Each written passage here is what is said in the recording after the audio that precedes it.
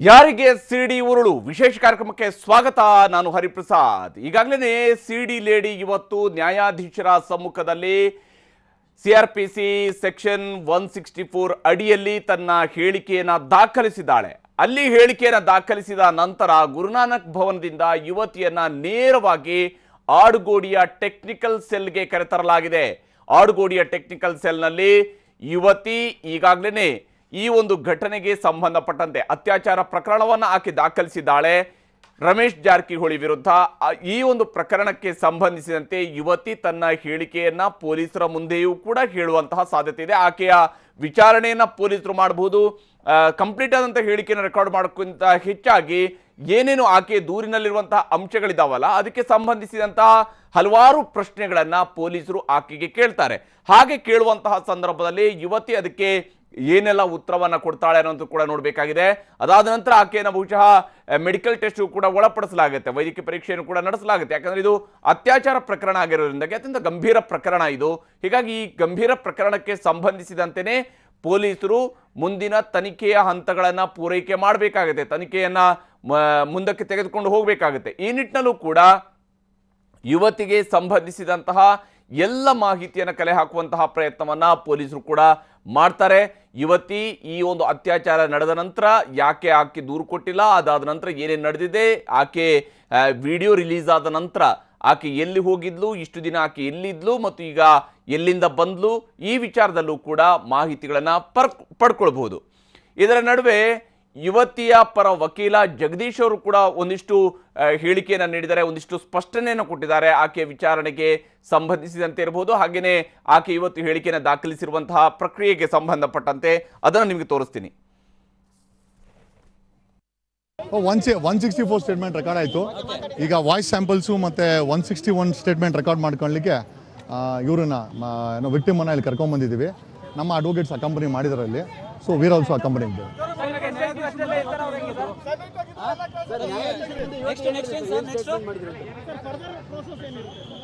Further ಬರೀ voice sample 161 ಒಂದ್ಬಿಟ್ರೆ ಬೇರೆ ಏನೂ ಆಗೋದಿಲ್ಲ. ಡಿಸ್ಟರ್ಬ್ ಮಾಡ್ಲಿಕ್ಕೆ ಆಗಲ್ಲ.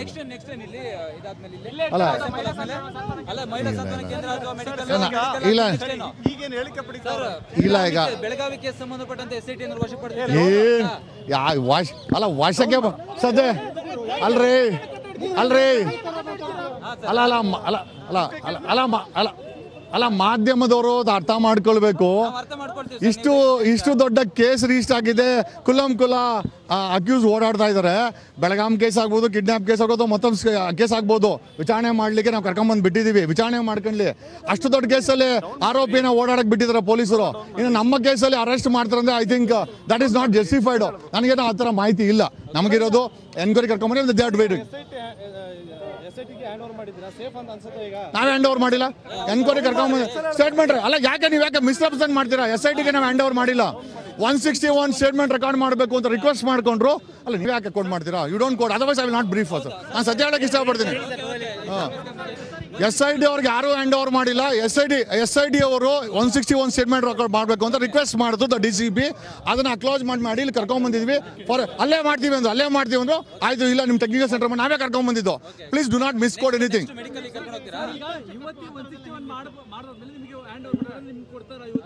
ಹ್ಯಾಂಡ್ ಓವರ್ ಕೊಡ್ಲಿಕ್ಕೆ ಅವ್ರು ಯಾರು? ನಮ್ಮ ಕ್ಲೈಂಟ್ ನಾವು ಕರ್ಕೊಂಡು ಹೋಗ್ತೀವಿ, ಹ್ಯಾಂಡ್ ಓವರ್ ಕೊಡ್ಕೊಳಕ್ಕೆ ಅವ್ರು ಯಾರು? ನಮ್ಮ ಪರ್ಮಿಷನ್ ಕೇಳಿ 161 ರೆಕಾರ್ಡ್ ಮಾಡಕ್ಕೆ ಕರ್ಕೊಂಡು ಹೋಗಿದ್ದಾರೆ with our permissions. Who are they to hand over us and why should we hand over them? there is no hand over custody. ಇಲ್ಲಿ ಕಸ್ಟಡಿ ಹ್ಯಾಂಡ್ ಓವರ್ ಏನೂ ಇಲ್ಲ ಇಲ್ಲಿ. Okay, they have requested for. ಅವರು ನಮಗೆ 161 ಸ್ಟೇಟ್ಮೆಂಟ್ಗೆ record request ಮಾಡ್ಕೊಂಡ್ರು. ತಂದೆ ತಾಯಿ ಅಲ್ಲ, ತಂದೆ ತಾಯಿ ಇದ್ರೆ ನಾಳೆ ಬೆಳಗ್ಗೆ ಮಾಡ್ಕೊಂತಾರೆ, ಅದೇನು ದೊಡ್ಡ ವಿಚಾರ ಏನಿಲ್ಲ. ಇಲ್ಲಿಗೆ ಬಂದಿದ್ದವರು ನಾಳೆ ಇನ್ನೊಂದು ಕೇಸ್ಗೆ ಮಾಡೋದ್ರ ಏನಿಲ್ಲ. ತಂದೆ ತಾಯಿ ಕಿಡ್ನಾಪ್ ಕೇಸ್ ಆಗಿರ್ಬೋದು, ರ್ಯಾನ್ಸಮ್ ಅಥವಾ ಎಕ್ಸ್ಟ್ರಾ ಎಲ್ಲ ಇರ್ಬೋದು. ನಾವು ಕರ್ಕೊಂಡ್ಬಂದು ಕೋಆರ್ಡಿನೇಷನ್ ಮಾಡ್ತೀವಿ. ಈಗ ಈ ಕೇಸ್ ಸಂಬಂಧಪಟ್ಟಂಗೆ 161 ಮಾಡ್ತಾ ಇದ್ದಾರೆ.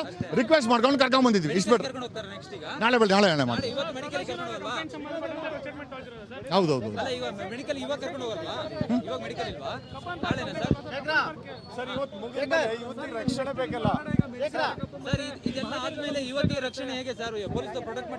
ಈಗ ನಮಗೆ ನಾವು ಮಾಧ್ಯಮಗಳ ಮುಖಾಂತರ ಪೊಲೀಸರನ್ನ ಕೇಳೋದೇನು ಅಂತಂದ್ರೆ, ಈಗ ನಾವು ನಮ್ಮ ಪ್ರಾಮಿಸನ್ನು ಫುಲ್ಫಿಲ್ ಮಾಡಿದ್ದೀವಿ. ನ್ಯಾಯಾಲಯದ ಮುಂದೆ ಇವತ್ತಿನ ಕರ್ಕೊಂಬಂದು ಹಾಜರು ಮಾಡಿದ್ದೀವಿ. ಸುಳ್ಳು, ಆಕೆ ಕಂಪ್ಲೇಂಟೇ ಕೊಟ್ಟಿಲ್ಲ ಅನ್ನೋ ಎಲ್ಲ ಊಹಾಪೋಹಗಳಿಗೆ ತೆರೆ ಆಗಿದೆ. ಈಗ ನಮ್ಮ ರಿಕ್ವೆಸ್ಟ್ ಏನಂದರೆ ಸರ್ಕಾರಕ್ಕೆ ಮತ್ತು ನ್ಯಾಯಾಲಯಕ್ಕೆ ಮತ್ತು ಪೊಲೀಸರಿಗೆ ಆರೋಪಿಯನ್ನು ಅರೆಸ್ಟ್ ಮಾಡಲಿ. ಇವತ್ತಿನ ಹೇಳಿಕೆ ಆಧರಿಸಿ ಅರೆಸ್ಟ್ ಮಾಡಬೇಕು ಅಂತನಾ?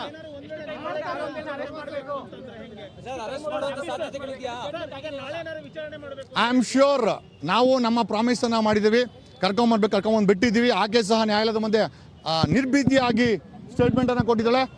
Immediate the government and police should arrest the accused. ಯಾಕಂದ್ರೆ ಪೋಷಕರು ಹೇಳ್ತಾರೆ ನಮ್ಮ ಮಗಳನ್ನ ಕಿಡ್ನಾಪ್ ಮಾಡಿದ್ರು ಅಂತ. ಈಗ ಏನಾದ್ರು ಇವತ್ತೇನಾದ್ರು ಅಂದ್ರೆ ಆ ಪರವಾಗಿ ಹೇಳುವಂತ ಸಾಧ್ಯತೆಗಳು ಇರುತ್ತಾ? ಕಿಡ್ನಾಪ್ ಮಾಡಿದ್ರು ಅಂತ ಏನಾದ್ರು ಹೇಳುವಂತ ಸಾಧ್ಯತೆಗಳು ಇರುತ್ತಾ? ಕಿಡ್ನಾಪ್ ಅಂತಂದ್ರೆ ಅವರು ಕಿಡ್ ಆಗಿರಬೇಕು. ಕಿಡ್ ಅಂತಂದ್ರೆ below 18 years. She is a major, she can take independent decision apart from ತಂದೆ ತಾಯಿನ ಬಿಟ್ಟು ಆಕೆ ಸ್ವತಂತ್ರವಾಗಿ ಥಿಂಕ್ ಮಾಡಿ ನಿರ್ಧಾರ ತಗೊಳ್ಳೋ ಅಂತ ಕೆಪಾಸಿಟಿ ಇದೆ. She is legally A major. ಆಕೆ ಏನು ಹೇಳಿದ್ರು ನ್ಯಾಯಾಲಯಕ್ಕೆ ಅಥವಾ ಆಕೆ ಡಿಸಿಷನ್ ತಗೊಂಡ್ರು ಕೂಡ ಅದು ಇಂಡಿವಿಜುವಲ್ ಡಿಸಿಷನ್ನೇ ಹೊರತು ತಂದೆ ತಾಯಿ ಮೇಲೆ ಬೈಂಡಿಂಗ್ ಇರಲ್ಲ, apart from being A parents. ವಿಚಾರಣೆ ಸಂದರ್ಭದಲ್ಲಿ ಇದ್ದಾರೆ ಯುವತಿಗೆ ರಕ್ಷಣೆ ಅತ್ಯಗತ್ಯ. ಯಾಕಂದ್ರೆ ಅವರು ಮಾಜಿ ಸಚಿವರು, ಅತ್ಯಂತ ಪ್ರಭಾವಿ. ರಕ್ಷಣೆ ವಿಚಾರ ಪೊಲೀಸನವರು ನಮಗೆ ಬೇಕಾದಂಥ ಎಲ್ಲ ಸೆಕ್ಯೂರಿಟಿಯನ್ನು ಕೊಟ್ಟಿದ್ದೀವಿ ಅಂತ ಅಲ್ಲೇ ಕರ್ಕೊಂಡ್ಬಂದಿದ್ರು. We are thinking on those lines. Security ವಿಚಾರವನ್ನು ನಾವು ಥಿಂಕ್ ಅದು ಸರ್ ಸ್ಥಳಮಾಂಜರ್ ಮಾಡಬೇಕಾಗುತ್ತೆ, ಮೆಡಿಕಲ್ ಮಾಡಬೇಕಾಗುತ್ತೆ, ಎವಿಡೆನ್ಸ್ ನಿಕಟ ಮಾಡಬೇಕಾಗುತ್ತೆ. ಸಾಕಷ್ಟು ಕೆಲಸ ಇದೆ ಸರ್ ಈ ಕೇಸಲ್ಲಿ, ಈ ಪರ್ಟಿಕ್ಯುಲರ್ ಕೇಸಲ್ಲಿ. ಮಿಕ್ಕಿದ್ದು ಕೌಂಟ್ರು, ಕಿಡ್ನಾಪ್, ಅದು ಇದು ಕೇಸ್ಗಳಿತ್ತು, ಅದಕ್ಕೂ ಕೂಡ ಸಹಾಯ ಮಾಡಿದ್ವಿ, ಅದರಲ್ಲೇನೂ ಇಲ್ಲ. ಆಮೇಲೆ ಒಂದು ನಿರ್ಭೀತಿಯಾದಂಥ ವಾತಾವರಣವನ್ನು ನಿರ್ಮಾಣ ಮಾಡಿಕೊಡ್ತಾ ಇದ್ದಾರೆ ಪೊಲೀಸರು. ಸದ್ಯದ ಪರಿಸ್ಥಿತಿಯಲ್ಲಿ ನೋಡಬೇಕು.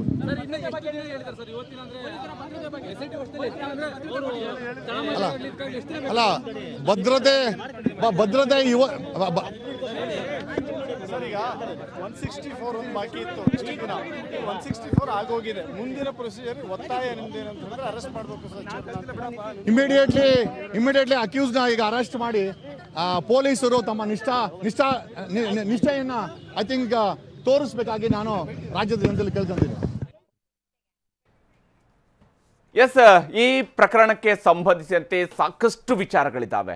ಇಲ್ಲಿ ಯುವತಿ ಹಾಜರಾಗುವ ತನಕ, ಯುವತಿ ಇವತ್ತು ನ್ಯಾಯಾಧೀಶರ ಮುಂದೆ ಹಾಜರಾಗುವ ತನಕ ಈ ಪ್ರಕರಣ ನಡೆದಿರತಕ್ಕಂತಹ ರೀತಿ ಒಂದು ಬಗೆಯದ್ದು. ಅಂದರೆ ಅವಳೆಲ್ಲಿಂದಲೂ ವಿಡಿಯೋವನ್ನು ರಿಲೀಸ್ ಮಾಡ್ತಾ ಇದ್ಲು, ಇನ್ನೆಲ್ಲಿಂದಲೂ ಆಡಿಯೋ ವೈರಲ್ ಆಗ್ತಾ ಇತ್ತು. ಈ ರೀತಿ ಎಲ್ಲವೂ ಕೂಡ ನಡೆದು ಹೋಗಿದೆ. ಆದರೆ ಈಗ ಯುವತಿನೇ ಬಂದಿದ್ದಾಳೆ, ಅವಳ ಹೇಳಿಕೆಯನ್ನು ದಾಖಲಿಸಿದ್ದಾಳೆ. ಆಕೆಯೂ ಕೂಡ ಕಾನೂನಿನ ಚೌಕಟ್ಟಿನಲ್ಲಿ ನಡಿಬೇಕಾದಂಥ ಎಲ್ಲ ಪ್ರಕ್ರಿಯೆಗಳಿಗೆ ತಾನು ಸಹಕಾರ ಕೊಡುವಂತಹ ನಿಟ್ಟಿನಲ್ಲಿ ಆಕೆಯೂ ಕೂಡ ಮುಂದಾಕಿದ್ದಾಳೆ. ಈಗ ಮುಂದಿರುವಂತಹ ತನಿಖೆ ಯಾವ ಕಡೆಗೆ ಹೋಗುತ್ತೆ? ಈ ಸಿಡಿ ಯಾರಿಗೆ ಉರುಳಾಗುತ್ತೆ?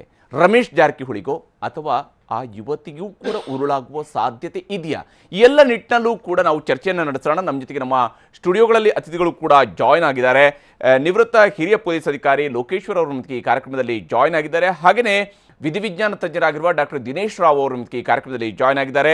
ರಮೇಶ್ ಜಾರಕಿಹೊಳಿ ಪರ ವಕೀಲರಾಗಿರುವ ಶ್ಯಾಮ್ ಸುಂದರ್ ಅವರು ಈ ಕಾರ್ಯಕ್ರಮದಲ್ಲಿ ಜಾಯ್ನ್ ಆಗ್ತಾರೆ. ಹಾಗೂ ಮಾಜಿ ಪಬ್ಲಿಕ್ ಪ್ರಾಸಿಕ್ಯೂಟರ್ ಆಗಿರುವ ಗಂಗಾಧರ್ ಶೆಟ್ಟಿ ಅವರು ಕೂಡ ನಮಗೆ ಇವತ್ತಿನ ಈ ಕಾರ್ಯಕ್ರಮದಲ್ಲಿ ಜಾಯ್ನ್ ಆಗ್ತಾರೆ.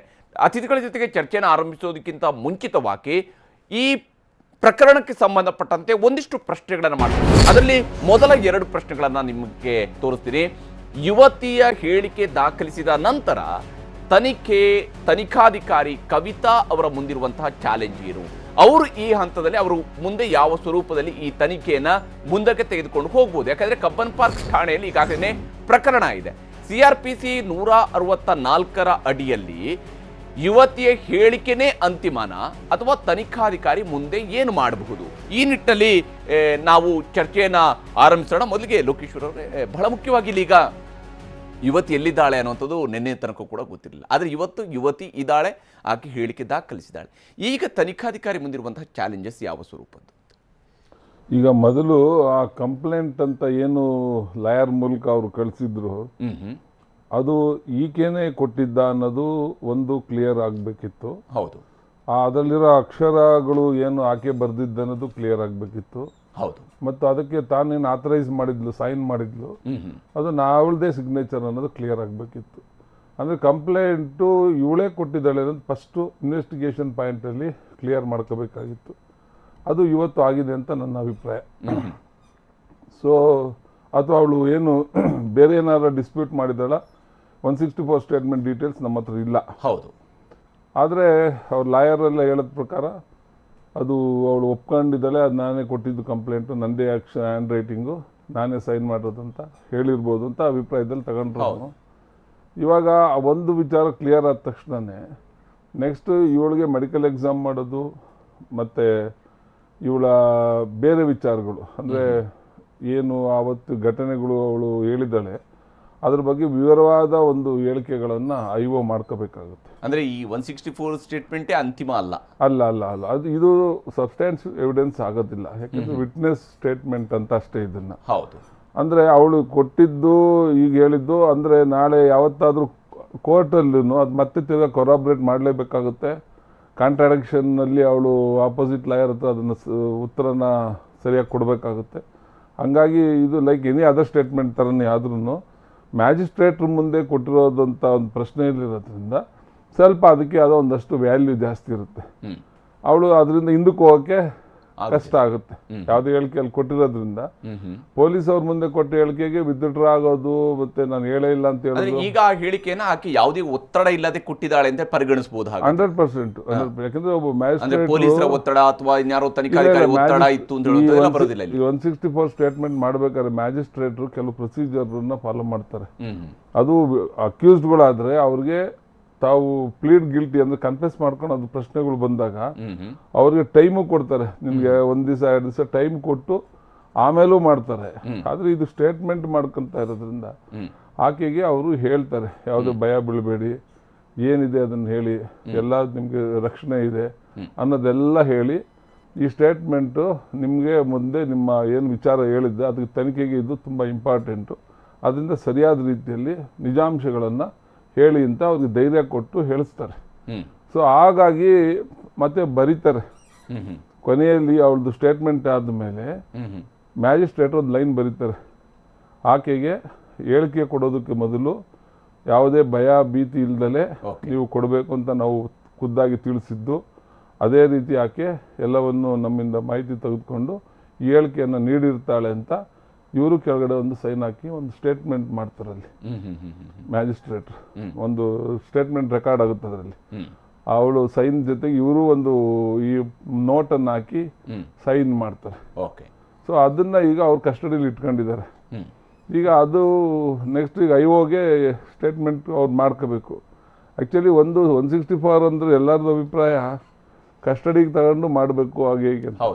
ಅದು ಅಕ್ಯೂಸ್ಡ್ಗೆ ಬರುತ್ತೆ. ಅದು ಇವಳು ಅಕ್ಯೂಸ್ಡ್ ಅಲ್ಲ, ಇವಳು ವಿಟ್ನೆಸ್. ಇವಳು ನಿರ್ಭಯ ಪ್ರಕರಣ ಆದಮೇಲೆ ಈ 164 ಸುಪ್ರೀಂ ಕೋರ್ಟು ಒಂದು ಗೈಡ್ಲೈನ್ಸ್ ಇಶ್ಯೂ ಮಾಡಿದೆ. ಆ ಗೈಡ್ಲೈನ್ಸಲ್ಲಿ ಯಾವುದೇ ವಿಕ್ಟಿಮ್ ಈ ಥರದ ಸಂತ್ರಸ್ತೆಯರು ರೇಪ್ ಕೇಸ್ ಈ ಥರದಲ್ಲಿ ಇದ್ದಾದರು ಯಾವುದೇ ಮ್ಯಾಜಿಸ್ಟ್ರೇಟ್ ಮುಂದೆ ಹೋಗಿ ಅವ್ರು ಹೇಳಿಕೆ ಕೊಡೋದಕ್ಕೆ ಇಷ್ಟಪಟ್ಟರೆ ಅವ್ರು ಕಂಪಲ್ಸರಿ ರೆಕಾರ್ಡ್ ಮಾಡಬೇಕು. ಅವ್ರ ಜ್ಯೂರಿಸ್ಡಿಕ್ಷನ್ ಅಲ್ಲ ಇಲ್ಲ ಅಂತಾನು ಹೇಳಕ್ ಬರೋದಿಲ್ಲ, ತಗೊಳ್ಳೇಬೇಕು. ತಗೊಂಡು ಆಮೇಲೆ ಕನ್ಸರ್ನ್ಡ್ ಕೋರ್ಟ್ಗೆ ಅವರು ಟ್ರಾನ್ಸ್ಫರ್ ಕೊಡಬೇಕು, ಜ್ಯೂರಿಸ್ಡಿಕ್ಷನ್ ಕೋರ್ಟ್ಗೆ. ಆ ಥರದ ಒಂದು ಪ್ರಾವಿಷನ್ ಅನ್ನು ಸುಪ್ರೀಂ ಕೋರ್ಟ್ ಮಾಡಿದೆ. ಅದ CRPC ಅಮೆಂಡ್ಮೆಂಟ್ ಆಗಿಲ್ಲ ಅದು, ಆದರೆ ಸುಪ್ರೀಂ ಕೋರ್ಟ್ ಡೈರೆಕ್ಷನ್ ಕೊಟ್ಟಿದೆ. ಸೊ ಆ ಇದರಲ್ಲಿ ಈಗ ಮ್ಯಾಜಿಸ್ಟ್ರೇಟ್ರು ಆ ಪಾಯಿಂಟಲ್ಲಿ ಇವತ್ತು ಅವ್ರದ್ದು ಸ್ಟೇಟ್ಮೆಂಟ್ ಮಾಡಿರೋದು 164 ಬೇಸಿಸಲ್ಲಿ. ಅದಕ್ಕೆ ಪೊಲೀಸ್ ಮೂಲಕನೇ ಹೋಗಿ ಸ್ಟೇಟ್ಮೆಂಟ್ ಮಾಡ್ಕೋಬೇಕು ಅನ್ನೋ ಅಭಿಪ್ರಾಯ.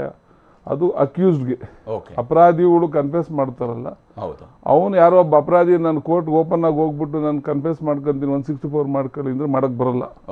ಅದು that's A different issue. But ಇವಳು ಒಬ್ಬ ವಿಕ್ಟಿಮ್, ಇವ್ ಕಂಪ್ಲೇಂಟ್. ಸೊ ಇವಳು ಸ್ಟೇಟ್ಮೆಂಟ್ ಮಾಡೋದಕ್ಕೆ ಯಾವುದೇ ಕೋರ್ಟು ಒಪ್ಕೋಬೇಕು. ಅದಕ್ಕೆ ಟ್ರಯಲ್ ಕೋರ್ಟ್ ಮಾಡೋದಿಲ್ಲ. ಯಾವ ಕೋರ್ಟಲ್ಲಿ ನಾಳೆ ವಿಚಾರಣೆ ಆಗುತ್ತೆ ಆ ಕೋರ್ಟ್ ಅವ್ರು ಮಾಡೋದಿಲ್ಲ, ಅವರು ಬೇರೆ ಕೋರ್ಟ್ಗೆ ಡೈರೆಕ್ಟ್ ಮಾಡ್ತಾರೆ. ಯಾಕಂದ್ರೆ ಇಲ್ಲಾಂದ್ರೆ ಇವರು ವಿಟ್ನೆಸ್ ಆಗ್ಬಿಡ್ತಾರೆ. ಈಗ ಈ ಮ್ಯಾಜಿಸ್ಟ್ರೇಟ್ ಏನು ಇವತ್ತು ಮಾಡಿದ್ದಾರೆ ಅವರು ನಾಳೆ ವಿಟ್ನೆಸ್ ಆಗ್ತಾರೆ ಈ ಕೋರ್ಟ್ಗೆ. ನಾನೇ ರೆಕಾರ್ಡ್ ಮಾಡ್ತೀನಿ. ಮಾತಾಡ್ತೀನಿ ಲೋಕೇಶ್ ಅವರೇ. ಹಾಗೆ ಡಾಕ್ಟರ್ ದಿನೇಶ್ ರಾವ್ ಅವರೇ, ತಾವು ಯಾವ ರೀತಿಯಾಗಿ ನೋಡ್ತೀವಿ? ಯಾಕಂದ್ರೆ ಇಲ್ಲಿ ಈಗ ತನಿಖಾಧಿಕಾರಿ ಮುಂದಿರುವಂತಹ ನಿಜವಾದಂತಹ ಚಾಲೆಂಜ್ ಯಾವ ಸ್ವರೂಪದ್ದು ಅಂತೇಳಿ ಅನ್ಸುತ್ತೆ ಈಗ?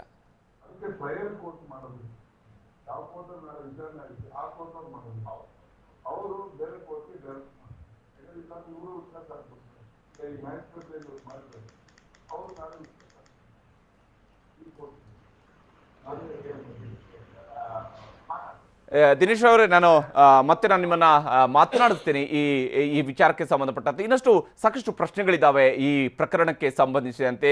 ಗಂಗಾಧರ್ ಶೆಟ್ಟಿ ಅವರು ಕೂಡ ನಮಗೆ ಜಾಯ್ನ್ ಆಗಿದ್ದಾರೆ, ಅವ್ರ ಕೂಡ ನಾನು ಮಾತನಾಡಿಸ್ತೀನಿ. ನಾವು ಚರ್ಚೆನ ಮುಂದುವರಿಸೋಣ, ಯಾಕಂದ್ರೆ ಈ ಪ್ರಕರಣಕ್ಕೆ ಸಂಬಂಧಪಟ್ಟಂತ ಇನ್ನೂ ಕೆಲ ಪ್ರಶ್ನೆಗಳನ್ನು ಕೂಡ ಹಾಗೇನೆ ನೋಡ್ಕೊಳ್ಳೋಣ. ಇಲ್ಲಿ ಬಹುಮುಖ್ಯವಾಗಿ ಈ ಪ್ರಕರಣಕ್ಕೆ ಸಂಬಂಧಪಟ್ಟಂತೆ SIT ಸಂಗ್ರಹಿಸಿರುವಂತಹ ಸಾಕ್ಷ್ಯಗಳ ಆಧಾರದಲ್ಲಿಯೂ ಕೂಡ ಯುವತಿಯನ್ನ ವಿಚಾರಣೆಗೆ ಒಳಪಡಿಸಬಹುದೇ ಅನ್ನುವಂಥದ್ದು. SIT ದಾಖಲಿಸಿಕೊಂಡಿರುವಂತಹ ಹಾಗೆಯೇ ರಮೇಶ್ ಜಾರಕಿಹೊಳಿಯ ಷಡ್ಯಂತ್ರ ದೂರಿನ ಅನ್ವಯ ಕೂಡ ಯುವತಿಯನ್ನ ಆರೋಪಿಯಾಗಿ ಪರಿಗಣಿಸಬಹುದೇ ಅನ್ನುವಂತಹ ಒಂದು ಅಂಶವೂ ಕೂಡ. ಇಲ್ಲಿ ಯುವತಿ ತನ್ನ ಹೇಳಿಕೆಯನ್ನು ದಾಖಲಿಸಿದ್ದಾಳೆ ನಿಜ, ಆದರೆ SIT ಏನು ಈಗಾಗಲೇ ಒಂದಿಷ್ಟು ಸಾಕ್ಷ್ಯಗಳನ್ನ ಸಂಗ್ರಹಿಸಿದೆ, ಅದರ ಆಧಾರದಲ್ಲೂ ಕೂಡ ಈಕೆಯನ್ನು ವಿಚಾರಣೆ ನಡೆಸಬಹುದಾ? ಹಾಗೆಯೇ ರಮೇಶ್ ಜಾರಕಿಹೊಳಿಯ ಷಡ್ಯಂತ್ರದ ಆರೋಪದ ಒಂದು ದೂರಿದೆಯಲ್ಲ, ಅದರ ಅನ್ವಯ ಕೂಡ ಈಕೆಯನ್ನು ವಿಚಾರಣೆ ನಡೆಸೋದಕ್ಕೆ ಅವಕಾಶ ಇದೆಯಾ, ಅಥವಾ ಈಕೆಯನ್ನು ಆರೋಪಿ ಅಂತೇಳಿ ಪರಿಗಣಿಸೋದಕ್ಕೆ ಅವಕಾಶ ಆಗುತ್ತಾ ಅನ್ನುವಂತಹ ವಿಚಾರದ ಬಗ್ಗೆ ಕೂಡ ಚರ್ಚೆ ಮುಂದುವರಿಸೋಣ. ಗಂಗಾಧರ್ ಶೆಟ್ಟಿ ಅವರೇ, ತಾವೇನು ಹೇಳ್ತೀರಿ ಈ ಪ್ರಕರಣಕ್ಕೆ ಸಂಬಂಧಪಟ್ಟಂತೆ ನೋಡಿದಾಗ? ಇಲ್ಲಿ ಅವಳು ಇವತ್ತು ಸ್ಟೇಟ್ಮೆಂಟ್ ಮಾಡಿದಾಳೆ ನಿಜ, ಆದರೆ SIT ಒಂದಿಷ್ಟು ಮಾಹಿತಿಯನ್ನು ಸಂಗ್ರಹಿಸಿದೆ, ಕಬ್ಬನ್ ಪಾರ್ಕ್ ಠಾಣೆಯ ಪೊಲೀಸರು ಕೂಡ ಒಂದಿಷ್ಟು ಮಾಹಿತಿಯನ್ನು ಸಂಗ್ರಹಿಸಿದೆ. ಅದರ ಆಧಾರದಲ್ಲೂ ಕೂಡ ಈಕೆಯನ್ನು ಪ್ರಶ್ನಿಸೋದಕ್ಕೆ ಅವಕಾಶಗಳು ಇರ್ತವಾ ವಿಚಾರಣೆ ನಡೆಸುವ ಸಂದರ್ಭದಲ್ಲಿ? ಖಂಡಿತವಾಗಿಯೂ ಇದೆ. ಯಾಕೆಂತ ಹೇಳಿದ್ರೆ ಇಲ್ಲಿ 3 ಕೇಸುಗಳು ರಿಜಿಸ್ಟರ್ ಆಗಿದೆ. ಹೌದು, ಕೇಸ್ ಅಂಡ್ ಕೌಂಟರ್ ಕೇಸುಗಳು. ಒಂದು ಸಂತ್ರಸ್ತ ಮಹಿಳೆ, ಇನ್ನೊಂದು ಅಲ್ಲೇ ಜಾರಕಿಹೊಳಿ ಅವರು ಒಂದು ಕಂಪ್ಲೇಂಟ್ ಅನ್ನು ಮಾಡಿದ್ದಾರೆ, ಇನ್ನೊಂದು ನೊಂದ ಮಹಿಳೆಯ ತಂದೆ ಒಂದು ಕಂಪ್ಲೇಂಟ್ ಕೊಟ್ಟಿದ್ದಾರೆ. 3 ಕೇಸುಗಳು 3 ಠಾಣೆಗಳಲ್ಲಿ ರಿಜಿಸ್ಟರ್ ಆಗಿದೆ. ಹೌದು. ಈಗ ಆಕೆ ಬಂದು 164 ಸ್ಟೇಟ್ಮೆಂಟ್ ಕೊಟ್ರೂ ಕೂಡ ಅದು ಸೀಲ್ಡ್ ಕವರ್ ಅಲ್ಲಿ ಇರೋದ್ರಿಂದ ತನಿಖಾಧಿಕಾರಿಗಳಿಗೆ ಹೆಚ್ಚಿನ ಮಾಹಿತಿಯನ್ನು ಕೊಡಲೇಬೇಕಾಗತ್ತೆ. ಹೌದು, ತನಿಖೆಯ ಉದ್ದೇಶಕ್ಕೋಸ್ಕರ ತನಿಖೆಯನ್ನು ಮುಂದುವರಿಸಬೇಕಂತ ಹೇಳಿದ್ರೆ ಆಕೆಯ ಹೇಳಿಕೆಗಳು ಪೊಲೀಸರಿಗೆ ಅವಶ್ಯಕತೆ ಇದೆ.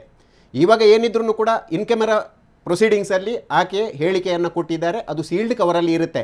ತನಿಖಾಧಿಕಾರಿಗಳಿಗೂ ಕೂಡ ಆಕೆ ಯಾವ ರೀತಿಯ ಹೇಳಿಕೆಯನ್ನು ಕೊಟ್ಟಿದ್ದಾರೆ ಅನ್ನುವ ಮಾಹಿತಿಗಳು ಇರೋದಿಲ್ಲ. ಅದು ಇಂಡಿವಿಜುವಲ್ ಆಗಿ ಕೋರ್ಟ್ನ ಸುಪರ್ದಿಯಲ್ಲೇ ಇರುತ್ತೆ.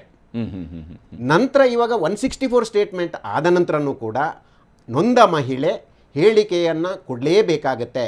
ತನಿಖೆಯನ್ನು ಮುಂದುವರಿಸಬೇಕಂತ ಹೇಳಿದ್ರೆ ತನಿಖಾಧಿಕಾರಿಗಳಿಗೆ ಯಾವುದಾದ್ರೂ ಒಂದು ಕ್ಲೂಗಳು ಬೇಕೇ ಬೇಕಾಗತ್ತೆ. ಹೌದು, ಯಾವಾಗ ಆಯಿತು ಇನ್ಸಿಡೆಂಟ್ನ ಬಗ್ಗೆ ಹೇಳ್ತಾರೆ. ಅವರ ಕಂಪ್ಲೇಂಟ್ ಪ್ರಕಾರ ಇನ್ಸಿಡೆಂಟ್ ನಡೆದಿರುವಂಥದ್ದು 1/12/2020ರಿಂದ 1/3/2021. ಅದು ಯಾವಾಗಂದ್ರೆ ಈ ಕೊರೋನಾ ಟೈಮಲ್ಲಿ. ಹೌದು, ಅದನ್ನು ಎಲ್ಲವನ್ನೂ ಕೂಡ ಗಮನಿಸಬೇಕಾಗತ್ತೆ. ಹೌದು, ಆ ವಿಚಾರದಲ್ಲಿ ತನಿಖಾಧಿಕಾರಿಗಳಿಗೆ ಎಲ್ಲಾ ಮಾಹಿತಿಯನ್ನ ಕಲೆ ಹಾಕಬೇಕಾಗಿದ್ರೆ ಆಕೆ ಹೇಳಿಕೆಯು ಅವಶ್ಯಕ ಆಗಿರುತ್ತೆ. ನಾನು ತನಿಖಾಧಿಕಾರಿಗಳ ಮುಂದೆ ಹೋಗೋದಿಲ್ಲ, ನನಗೆ ಬೇರೆ ಬೆದರಿಕೆಗಳು ಇದೆ ಅಂತ ಹೇಳಿದ್ರೆ ತನಿಖಾಧಿಕಾರಿಗಳು ಯಾವ ಆಧಾರದಲ್ಲಿ ನಾಳೆ ಚಾರ್ಜ್ ಶೀಟ್ ಅನ್ನು ಹಾಕ್ಲಿಕ್ಕೆ ಸಾಧ್ಯ ಇದೆ? ಹೌದು, ಅದು ಮುಖ್ಯವಾಗಿರುವಂತಹ ವಿಚಾರ. ಖಂಡಿತವಾಗಿಯೂ ಕೂಡ ಈಗ ರಮೇಶ್ ಜಾರಕಿಹೊಳಿ ಒಂದು ಷಡ್ಯಂತ್ರ ಕೇಸ್ ಕೊಟ್ಟಿದ್ದಾರೆ. ಹೌದು, ನನ್ನ ಮೇಲೆ ಷಡ್ಯಂತ್ರ ನಡೆದಿದೆ, ಹೆಸರಿಸಿರದೇ ಇರಬಹುದು, ಪರ್ಟಿಕ್ಯುಲರ್ ವ್ಯಕ್ತಿಗಳನ್ನ ಅವರು ಹೆಸರಿಸಿಲ್ಲ, ಅನ್ನೋನ್ ಪರ್ಸನ್ಸ್ ಅಂತ ಹೇಳಿ ಅವರು ಕೊಟ್ಟಿರ್ಬೋದು. ಆದ್ರೆ ಈ ಯುವತಿ ಅದಾದ ನಂತರ ಒಂದು ಕಂಪ್ಲೇಂಟ್ ರಮೇಶ್ ಜಾರಕಿಹೊಳಿ ವಿರುದ್ಧವೂ ಕೂಡ ದಾಖಲಿಸಿದ್ದಾಳೆ. ಹೀಗಿರುವಾಗ ಆ ಷಡ್ಯಂತ್ರ ಪ್ರಕರಣದಲ್ಲಿ ಈಕೆನ ಆರೋಪಿಯಾಗಿ ಪರಿಗಣಿಸೋದಕ್ಕೆ ಅವಕಾಶಗಳು ಇರ್ತಾವ, ಅಥವಾ ಇದೇ ಹಂತದಲ್ಲಿ ಅದು ಬರುತ್ತಾ, ಅಥವಾ ಮುಂದಿನ ಹಂತದಲ್ಲಿ ಅದು ಬರಬಹುದು? ಇಲ್ಲಿ ಒಂದು ಅನುಮಾನಗಳು ಸೃಷ್ಟಿಯಾಗುತ್ತೆ. ಯಾಕೆಂತ ಹೇಳಿದ್ರೆ ಆಕೆಯೂ ಒಂದು ಕಂಪ್ಲೇಂಟ್ ಅನ್ನ ಕೊಟ್ಟಿರೋದ್ರಿಂದ ಮತ್ತು ಇವರು ಅನ್ನೋನ್ ಪರ್ಸನ್ ಮೇಲೆ ಕಂಪ್ಲೇಂಟ್ ಕೊಟ್ಟಿರೋದ್ರಿಂದ ಮಾಡಬಾರದು ಅನ್ನೋದು ಇಲ್ಲ. ಎಷ್ಟೋ ಪ್ರಕರಣಗಳಲ್ಲಿ ಯಾರೋ ಒಂದು ಕಂಪ್ಲೇಂಟ್ ಕೊಟ್ಟಿರ್ತಾರೆ, ಅವರ ಇದನ್ನು ಮುಚ್ಚಿಕೊಳ್ಳೋದಕ್ಕೋಸ್ಕರ ಯಾವುದೋ ಒಂದು ಕಥೆಯನ್ನು ಸೃಷ್ಟಿ ಮಾಡಿಕೊಂಡು ಕಂಪ್ಲೇಂಟ್ ಅನ್ನು ಕೊಟ್ಟಿರ್ತಾರೆ, ತಾನು ಆ ಕೇಸಿನಿಂದ ಜಾರಿಕೊಳ್ಳಬೇಕು ಅನ್ನೋ ಉದ್ದೇಶದಿಂದ. ತನಿಖಾಧಿಕಾರಿಗಳಿಗೆ ನಂತರದ ದಿನಗಳಲ್ಲಿ ಏನಾದರೂ ಇಲ್ಲ ಈ ಫಿರ್ಯಾದುದಾರರೇ ಈ ರೀತಿ ಕುಕೃತ್ಯವನ್ನು ನಡೆಸಿದ್ದಾರೆ ಅಂತ ತನಿಖಾಧಿಕಾರಿಗಳ ಗಮನಕ್ಕೆ ಬಂದರೆ ಯಾವ FIR ಮುಂದೆ, ಯಾವ ನ್ಯಾಯಾಧೀಶರ ಮುಂದೆ FIR ಅನ್ನು ಕಳಿಸಿರ್ತಾರ ಅಲ್ಲಿಗೆ ಒಂದು ಮನವಿಯನ್ನು ಕಳಿಸಿ ನಾವು ಇಂತಹ ಫಿರ್ಯಾದಿಯನ್ನು ಆರೋಪಿಯನ್ನಾಗಿ ಮಾಡೋದಕ್ಕೆ ನಮಗೆ ಪರ್ಮಿಷನ್ ಕೊಡಬೇಕು ಅಂತೇಳಿ ಆ ಅವಕಾಶವನ್ನು ಪಡ್ಕೊಂಡು ನಂತರ ಅಲ್ಲಿ ಕಂಪ್ಲೇಂಟ್ ಆದವರನ್ನೇ ಆರೋಪಿಯನ್ನಾಗಿ ಮಾಡುವಂತಹ ಎಷ್ಟೋ ಪ್ರಕರಣಗಳಲ್ಲೂ ಕೂಡ ಈ ರೀತಿ ಆಗಿದೆ.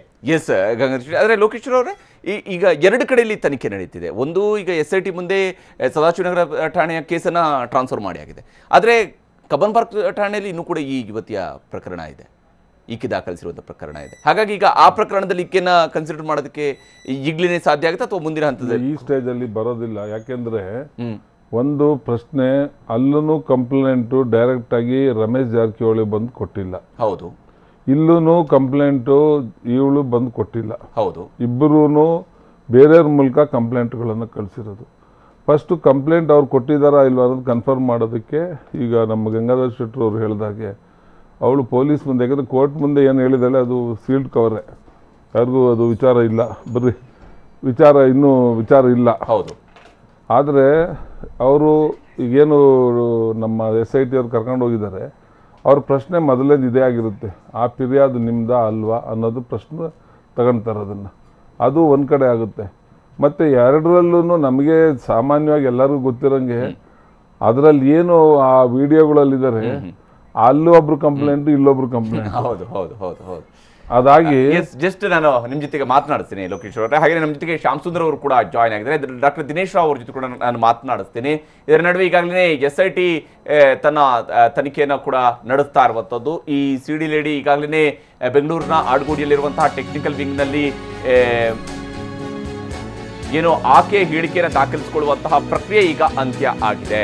ಪೊಲೀಸರ ಸಮ್ಮುಖದಲ್ಲಿ ಆಡ್ಗೋಡಿಯ ಟೆಕ್ನಿಕಲ್ ವಿಂಗ್ನಲ್ಲಿ ಏನು ವಿಚಾರಣೆ ನಡೆಸಲಾಗಿತ್ತಲ್ಲ, ಆ ವಿಚಾರಣೆ, ಇವತ್ತಿನ ವಿಚಾರಣೆ ಅಂತ್ಯ ಆಗಿದೆ. ನನ್ನನ್ನು ಯಾರೂ ಕೂಡ ನನ್ನನ್ನು ಕಿಡ್ನ್ಯಾಪ್ ಮಾಡಿಲ್ಲ, ಯಾವುದೇ ಪ್ರಭಾವಿ ವ್ಯಕ್ತಿಯಿಂದ ನನಗೆ ಬೆದರಿಕೆ ಇತ್ತು, ಒಬ್ಬ ಪ್ರಭಾವಿ ವ್ಯಕ್ತಿಯಿಂದ ನನಗೆ ಬೆದರಿಕೆ ಇತ್ತು, ಹೀಗಾಗಿ ನಾನು ತಲೆಮರೆಸಿಕೊಳ್ಬೇಕಾಗಿತ್ತು, ರಕ್ಷಣೆ ಇಲ್ಲದ ಕಾರಣಕ್ಕಾಗಿ ನಾನು ತಲೆಮರೆಸಿಕೊಳ್ಬೇಕಾಗಿತ್ತು.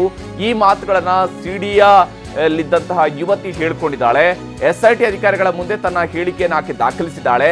ನನ್ನನ್ನು ಯಾರೂ ಕಿಡ್ನಾಪ್ ಮಾಡಿರಲಿಲ್ಲ, ಅಂದ್ರೆ ಕಿಡ್ನಾಪ್ ಪ್ರಕರಣವೂ ಕೂಡ ಹಾಗಾದ್ರೆ ಇಲ್ಲಿ ಆ ಪ್ರಶ್ನೆಯೂ ಕೂಡ ಈಗಾಗಲೇ ಈಕೆಗೆ ಕೇಳಲಾಗಿದೆ. ಕಿಡ್ನಾಪ್ ಪ್ರಕರಣದ ಕೇಸ್ ಕೂಡ ಈಗಾಗಲೇ ಅದು SITಗೆ ಟ್ರಾನ್ಸ್ಫರ್ ಆಗಿತ್ತು. SIT ಅವರು ಈ ವಿಚಾರವನ್ನು ಕೂಡ ಪ್ರಶ್ನಿಸಿದ್ದಾರೆ.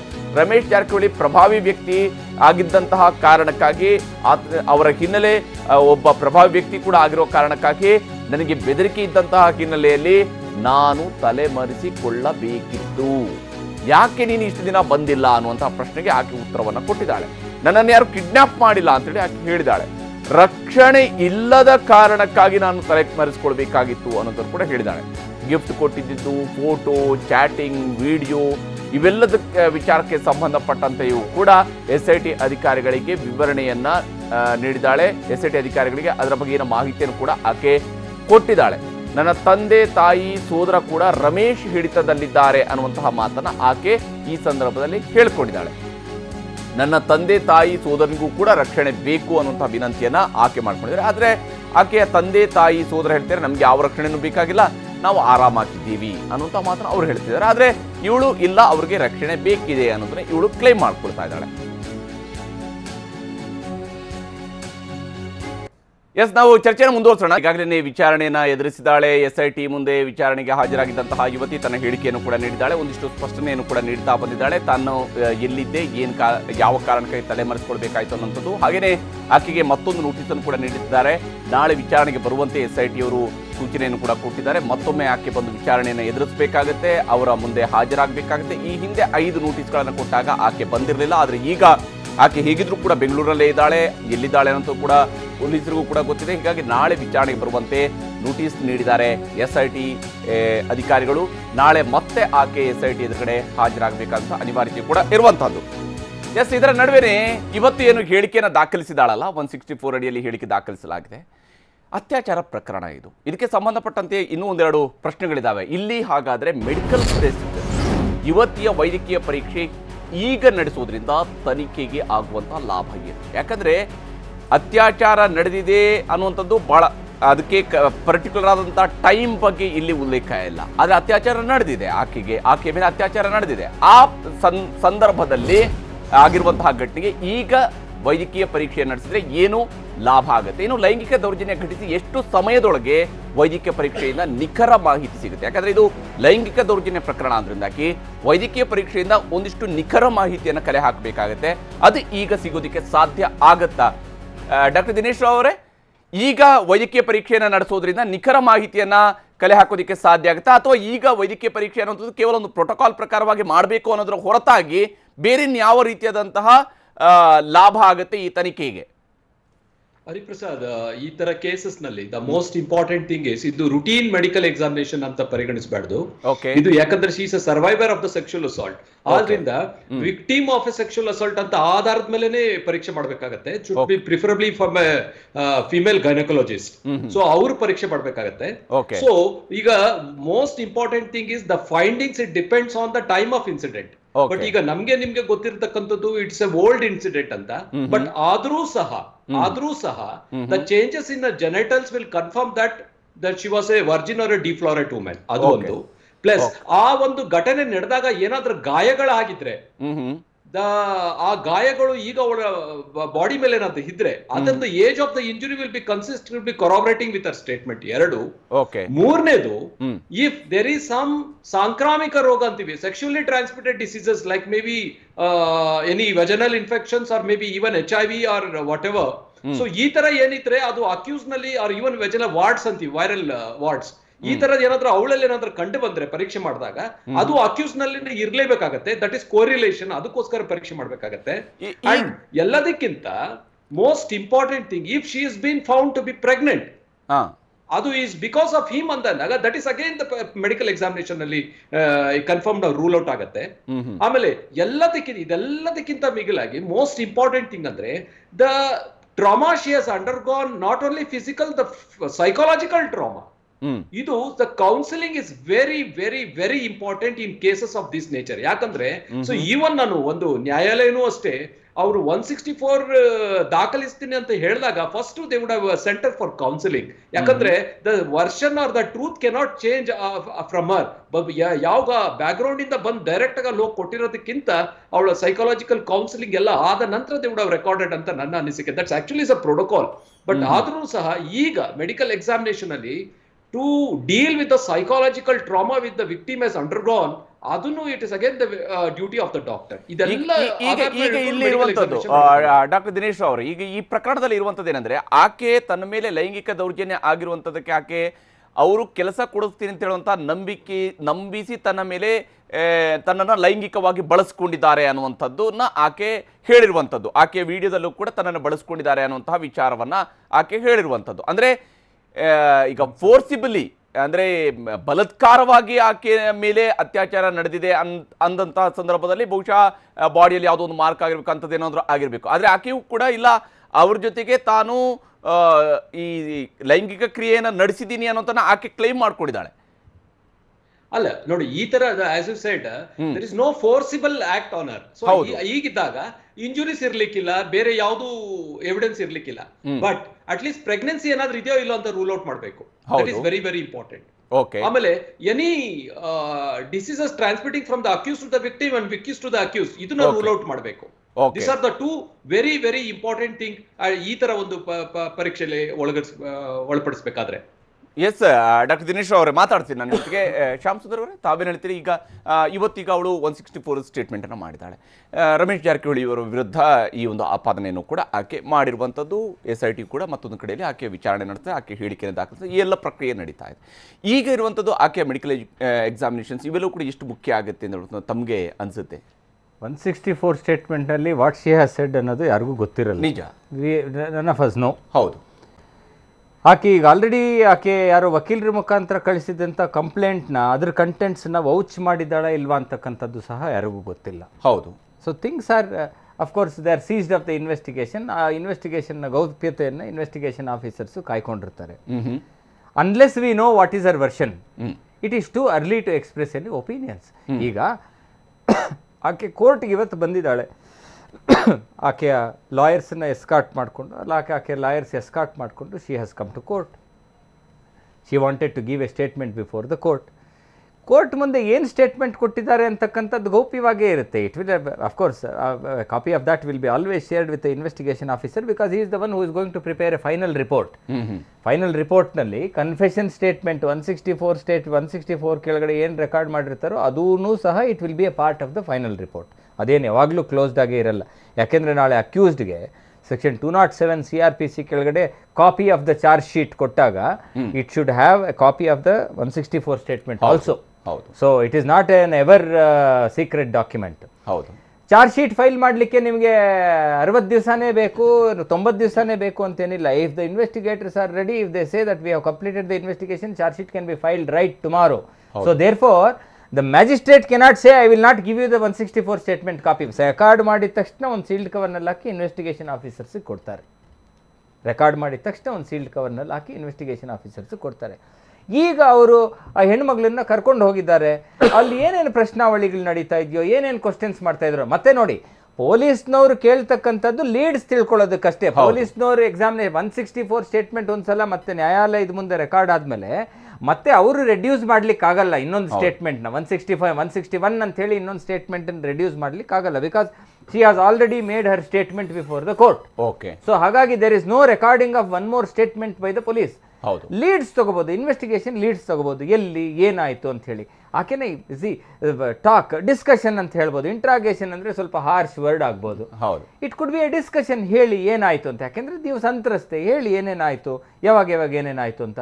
ಕೊರಾಬರೇಟಿವ್ ಆಗಿ ಏನಾದರೂ ಆಕೆ ಲೀಡ್ಸ್ ಕೊಟ್ಟಾಗ ಅಲ್ಲಿಗೆ ಹೋಗಿ ಆ ವಸ್ತುಗಳನ್ನು ಬರಾಮತ್ತು ಮಾಡೋದು, ಸ್ಥಳಗಳನ್ನ ಗುರುತಿಸೋದು, ಟೋಟಲ್ ಓವರ್ ಆಲ್ ಆದಂತಹ ಒಂದು ಪಿಕ್ಚರ್ ಅನ್ನು ತಿಳ್ಕೊಳ್ಳೋದಿಕ್ಕೆ ಅಂತ. ಶಾಮಸುಂದರ್, ಜಸ್ಟ್ ನಾನು ನಿಮ್ಮ ಜೊತೆಗೆ ಮಾತಾಡ್ತೀನಿ. ಹಾಗೆ ಈ ಪ್ರಕರಣಕ್ಕೆ ಸಂಬಂಧಪಟ್ಟಂತ ಇನ್ನೂ 3 ಪ್ರಶ್ನೆಗಳಿದ್ದಾವೆ. ಯಾಕಂದ್ರೆ ಇಲ್ಲಿ ಬಹಳ ಮುಖ್ಯವಾಗಿರುವಂಥದ್ದು ಈ ಪ್ರಕರಣಕ್ಕೆ ಸಂಬಂಧಿಸಿದಂತೆ ರಮೇಶ್ ಜಾರಕಿಹೊಳಿ ಅವರ ವಿರುದ್ಧ ಇರುವಂತಹ ಈ ಪ್ರಕರಣದಲ್ಲಿ ಏನೇನು ಮಾಡಬಹುದು ಅನ್ನುವಂಥದ್ದು. ಅಂದ್ರೆ ಅತ್ಯಾಚಾರ ಪ್ರಕರಣದ ಸಂತ್ರಸ್ತೆ ಹೇಳಿಕೆ ಆಧರಿಸಿ ರಮೇಶ್ ಜಾರಕಿಹೊಳಿಯನ್ನ ಬಂಧಿಸಬಹುದೇ ಅನ್ನುವಂತಹ ಒಂದು ಅಂಶವೂ ಕೂಡ ಬಹಳ ಬಹಳ ಮುಖ್ಯವಾಗಿರುವಂಥದ್ದು. ಇದುವರೆಗೆ ಯಾವುದೇ ರೀತಿಯಾದಂತಹ ಏನು ನಿರೀಕ್ಷಣಾ ಜಾಮೀನನ್ನು ಕೂಡ ಏನು ರಮೇಶ್ ಜಾರಕಿಹೊಳಿ ಪಡೆದಿಲ್ಲ. ಆದರೆ ಈಕೆ ಹೇಳಿಕೆ ಆಧರಿಸಿ ಅವರನ್ನ ಬಂಧಿಸಬಹುದಾ? ದೂರಿನಲ್ಲಿ ಸಿಡಿ ಗ್ಯಾಂಗ್ನ ಶಂಕಿತರನ್ನ ಸಮರ್ಥಿಸಿಕೊಂಡಿರುವ ಯುವತಿಯ ಹೇಳಿಕೆ ಆಕೆಗೂ ಕೂಡ ಸಂಕಷ್ಟವನ್ನ ತಂದೊಡ್ಡುತ್ತಾ ಅನ್ನೋದು. ಸಿಡಿ ಗ್ಯಾಂಗಿನ ಬಗ್ಗೆ ಆಕೆ ಆ ಶಂಕಿತರನ್ನ ಆಕೆ ಸಮರ್ಥಿಸ್ಕೊಂಡಿದ್ದಾಳೆ. ನರೇಶ್ ಅಣ್ಣನ ಹತ್ರ ನಾನು ಯಾಕೆ ಹೋಗಿದ್ದೀನಿ ಅನ್ನೋದನ್ನ ಆಕೆ ಹೇಳ್ಕೊಂಡಿದ್ದಾಳೆ. ಸಿಡಿ ಪ್ರಕರಣದ ಶಂಕಿತರ ಜೊತೆಗೆ ಸಂತ್ರಸ್ತೆ ಹೊಂದಿದ್ದ ಸತತ ಸಂಪರ್ಕ ಅದು ಆಕೆಗೆ ಅಪಾಯವನ್ನ ತಂದೊಡ್ಡುತ್ತಾ. ಯಾಕಂದ್ರೆ ಇಲ್ಲಿ ಇನ್ನೊಂದು ಪ್ರಕರಣವೂ ಕೂಡ ಇದೆ. ಅದು ಈಗಾಗಲೇ ದಾಖಲಿಸಿರುವಂತಹ ದೂರು ರಮೇಶ್ ಜಾರಕಿಹೊಳಿ ಅವರ ಕಡೆಯಿಂದ. ಲೋಕೇಶ್ವರ ಅವರೇ, ಇಲ್ಲಿ ಇವರನ್ನ ಬಂಧಿಸಬೇಕಾದಂಥ ಅನಿವಾರ್ಯತೆ ಇರುತ್ತಾ? ಈಗ 161 ಪ್ರಕಾರ ಸ್ಟೇಟ್ಮೆಂಟ್ ಮಾಡಬಾರ್ದು ಅಂತ ಏನಿಲ್ಲ. ಅದು ಕೋರ್ಟ್ ಮ್ಯಾಟ್ರ್ 164 ಅದು ಮಾಡ್ಕೊಂಡಿದೆ. ಇವರು ಪೊಲೀಸ್ ಅಧಿಕಾರಿಗಳು ಏನಿದ್ದಾರೆ, ಇವರು ಈಗ ಆಕೆಯನ್ನ ಡೀಟೇಲ್ ಆಗಿ ಎನ್ಕ್ವೈರಿ ಈಗ ಮಾಡಿದ್ದಾರೆ. ಮಾಡಿ ಅವರು ರೆಕಾರ್ಡ್ ಮಾಡ್ಕೊಂತಾರೆ.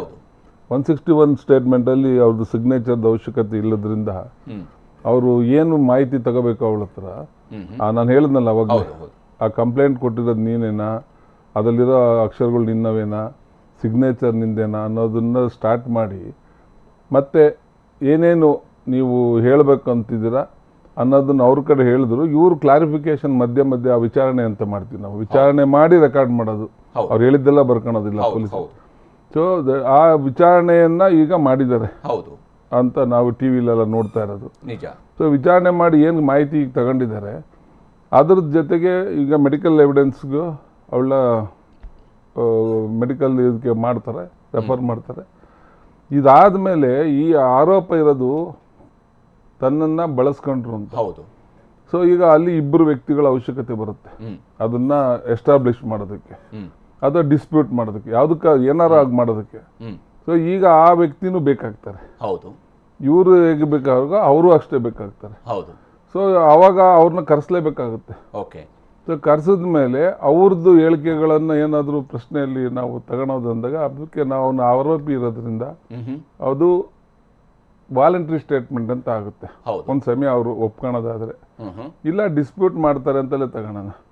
ಅವಾಗ ಇವರು ಈಗ ಮೊನ್ನೆ ಅವ್ರ ಕೇಸಲ್ಲೇ, ಸದಾಶಿವನಗರ ಕೇಸಲ್ಲೇ ರಮೇಶ್ ಜಾರಕಿಹೊಳಿ ಅವರು ಡೀಟೇಲ್ ಸ್ಟೇಟ್ಮೆಂಟ್ ಕೊಟ್ಟಿಲ್ಲ.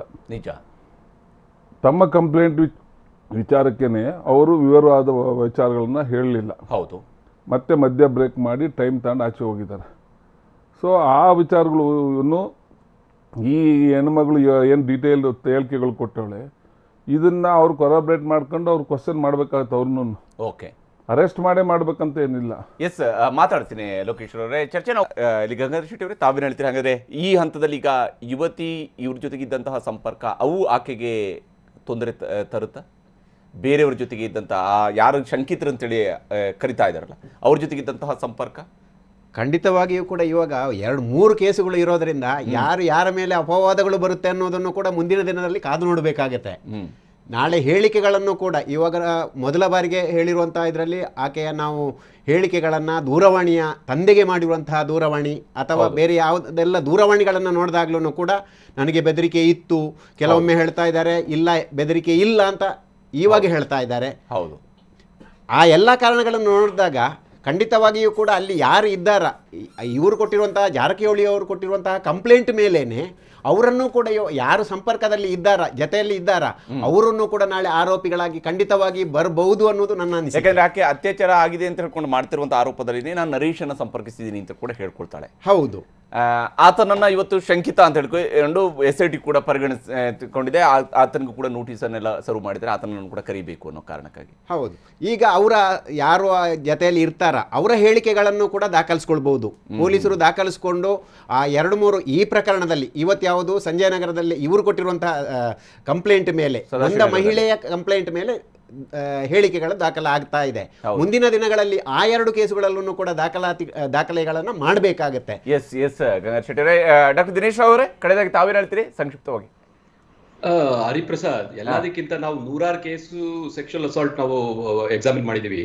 ಬಟ್ ಇದು ಮೊದಲನೇ ಬಾರಿಯಾಗಿ ಕೆಲವು ತಿಂಗಳ ಮುಂಚೆ ಇನ್ಸಿಡೆಂಟ್ ನಡೆಯುತ್ತೆ. ಅದಾದ್ಮೇಲೆ ಯುವತಿ ಕಂಪ್ಲೇಂಟ್ ಮಾಡೋದಿಲ್ಲ ಪೊಲೀಸ್ಗೆ, ಯಾವ್ದೋ ರಾಜಕಾರಣಿ ಹತ್ರ ಕಂಪ್ಲೇಂಟ್ ಮಾಡಕ್ ಹೋಗ್ತಾರೆ. ಅಲ್ಲಿಂದ ಗೋವಾಗೆ ಅಲ್ಲಿಂದ ಸುತ್ತಾಡಿ ವಿಡಿಯೋ ರಿಲೀಸ್ ಮಾಡ್ತಾರೆ. ಅದ ನಂತರ ಯಾರು SIT ನಲ್ಲಿ ತನಿಖಾಧಾರಿ ಹೆಸರು ಗೊತ್ತಾಗತ್ತೆ, ನಮ್ಗೆ ನಿಮ್ಗೆ ಗೊತ್ತಾಗಲ್ಲ, ಅವ್ರಿಗೆ ಗೊತ್ತಾಗತ್ತೆ. ಆಮೇಲೆ ಒಂದು ಹೈಕೋರ್ಟ್ಗೆ ಪತ್ರ ಬರೀತಾರೆ. ಸೊ ಆಮೇಲೆ ಬಂದು ಈ ತರ ಒಂದು ಕನ್ಫೆಷನ್ ಕೊಡ್ತಾ ಇದೆ. It's a very strange case. Definitely there are lot of things in between the lines. Definitely it's not a straightforward case. Yes Dinesh ಅವರೇ. ಬಹುಶಃ ಶ್ಯಾಮಸುಂದರ್ ಅವರೇ, ಇಲ್ಲಿ ಆಕೆಯನ್ನು ವಿಚಾರಣೆ ನಡೆಸುವ ಸಂದರ್ಭದಲ್ಲಿ ಅಲ್ಲಿ ಯಾರು ಶಂಕಿತರಿದ್ದಾರೆ ಅವ್ರ ಜೊತೆಗಿನ ಸಂಪರ್ಕ ಕೂಡ ಬಹಳ ಮುಖ್ಯ ಆಗೋದಿಲ್ವಾ ಇಲ್ಲಿ? ಅತ್ಯಾಚಾರ ಪ್ರಕರಣ ಅಂತ ಹೇಳಿದ ತಕ್ಷಣನೇ ಕೇವಲ ಅತ್ಯಾಚಾರ ಪ್ರಕರಣದ ಮಾತ್ರವೇ ಆಗುತ್ತೆ ಇಲ್ಲಿ ಅಂತ ಹಾಗೆಲ್ಲ ಆಗೋದಾದ್ರೆ ಯಾರೋ ಒಬ್ಬ ಕಳ್ಳ 10 ಕಡೆ ಕಳ್ತನ ಮಾಡಿ ಬಂದು ಇನ್ನೊಂದು ಕೇಸ್ನಲ್ಲಿ ನಾನು 164 ಸ್ಟೇಟ್ಮೆಂಟ್ ಕೊಟ್ಟಿದ್ದೀನಿ ಅಂತ he can't claim immunity. Every case is a case. Jarkiholi ಅವರು ಕೊಟ್ಟಿರ್ತಕ್ಕಂಥ ಕಂಪ್ಲೇಂಟು ಇನ್ವೆಸ್ಟಿಗೇಷನ್ ಆಗಬೇಕು. In fact in the order of time that is the first complaint. In the order of time that is the first case registered. ಅದಕ್ಕಿಂತಲೂ ಮುಂಚೆ SIT ರವ್ರ ಮುಂದೆ ಒಂದು ಇದು case ಇತ್ತು. ಏನು, ಎಲ್ಲ ಒಂದ್ ಕಡೆ ಈ ತರ ಒಂದು ಜಾಲಗಳು ನಡೀತಾ ಇದ್ದಾವೆ, ಎಕ್ಸ್ಟಾರ್ಷನ್ ರ್ಯಾಕೆಟ್ಸ್ ನಡೀತಾ ಇದ್ದಾವೆ ಅಂತ ಜಾರಕಿಹೊಳಿರವ್ರ ಕಂಪ್ಲೇಂಟ್ಗಿಂತ ಮುಂಚೆನೆ. ಸೊ ಯಾವುದೇ ಇನ್ವೆಸ್ಟಿಗೇಷನ್ ಅನ್ನ ನೀವು ಮಧ್ಯದಲ್ಲಿ ಬಿಟ್ಬಿಡೋ ಹಾಗಿಲ್ಲ. ಹೆಣ್ಮಗಳ ಕಂಪ್ಲೇಂಟು, ಒಂದು ಹೆಣ್ಮಗಳ ಚಾಸ್ಟಿಟಿಗೆ ಸಂಬಂಧಪಟ್ಟಂಥ ಕಂಪ್ಲೇಂಟು ಅಂತೇಳಿ ಪ್ರಯಾರಿಟೈಸ್ ಮಾಡಿ ಇಷ್ಟೆಲ್ಲ ಹೈಪ್ ಎಲ್ಲ ಕ್ರಿಯೇಟ್ ಆಯ್ತಲ್ಲ. ನಮಗೆ SITನವ್ರ ಮೇಲೆ ನಂಬಿಕೆ ಇಲ್ಲ, ನಮ್ಗೆ ಅವ್ರ ಮೇಲೆ ನಂಬಿಕೆ ಇಲ್ಲ, ಸೊ ಅದಕ್ಕೆ ಡೈರೆಕ್ಟಾಗಿ ನಾವು ಕೋರ್ಟ್ಗೆ ಹೋಗಬೇಕು ಅಂತ. ಸೊ ಈ of course there is lot of colouring up that has been done. ಈಗ at the end of the day everything is now seized of the investigation officers. Fair ಆದಂಥ ಒಂದು ಇನ್ವೆಸ್ಟಿಗೇಷನ್ ಮಾಡ್ತಾರೆ ಅಂತಕ್ಕಂಥದ್ದು ನನಗೆ ನಂಬಿಕೆ ಇದೆ. ಯಾಕೆಂದ್ರೆ ಆರ್ ವೆಲ್ ಎಕ್ಸ್ಪೀರಿಯನ್ಸ್ಡ್ ಆಫೀಸರ್ಸ್. ಯಾರೋ ಏನೋ ಒಂದು ತಪ್ಪುದಾರಿ ಹಿಡಿಸಿದ್ರು ಅಂತ ಹೇಳಿ ತಪ್ಪುದಾರಿ ಹಿಡಿಯುವಂಥ ಇನ್ವೆಸ್ಟಿಗೇಷನ್ ಆಫೀಸರ್ಸ್ ಅಲ್ಲ. So let the time say time is the best answer for everything. Yes Lokesh ಅವರೇ, ಲಾಸ್ಟ್ ಪಾಯಿಂಟ್. ಈಗ ಅದರಲ್ಲಿ ಲೇಟಾಗಿ ಕಂಪ್ಲೇಂಟ್ ಕೊಟ್ಟಿದ್ದಾಳೆ ಅವಳು ಅನ್ನೋದು ಒಂದ್ ಕಡೆ ಆದ್ರೆ, ಇಲ್ಲಿ ರಮೇಶ್ ಜಾರಕಿಹೊಳಿನೂ ಲೇಟಾಗಿ ಕಂಪ್ಲೇಂಟ್ ಕೊಟ್ಟಿರೋದು. 384 ತಿಂಗಳು. ಅದನ್ನೇ ಈಗ ಅಲ್ಲಿ ಪ್ರಶ್ನೆಗಳು, ನೆಗೆಟಿವ್ ಪಾಯಿಂಟ್ಸ್, ಇಬ್ಬರು ಕಂಪ್ಲೇಂಟ್ಸ್ ಅಲ್ಲೂ ವಿಚಾರ ಇದ್ರು. ಏನ್ ಮೂಲ ವಿಚಾರಗಳಿದ್ದಾವೆ ಅದಕ್ಕೆ ಈಗ ಬಂದು ಒಂದು ಏನು ತಾರ್ಕಿಕ ಅಂತ ಬರೋದಕ್ಕೆ ಇವಾಗ ಪ್ರಾರಂಭ ಆಗಿದೆ. ನಿಜ ನಿಜ ನಿಜ. ಧನ್ಯವಾದ ತಮಗೆಲ್ಲರೂ ಕೂಡ ಈ ಕಾರ್ಯಕ್ರಮದಲ್ಲಿ ಜಾಯಿನ್ ತಮ್ಮ ಅಭಿಪ್ರಾಯಗಳನ್ನು ಶೇರ್ ಮಾಡ್ಕೊಳ್ಳೋದಕ್ಕಾಗಿ. ಬಹಳ ಮುಖ್ಯವಾಗಿರ್ತಕ್ಕಂತಹ ಪ್ರಕರಣ ಇದು, ಬಹಳ ಹೈ ಪ್ರೊಫೈಲ್ ಕೇಸ್ ಇದು.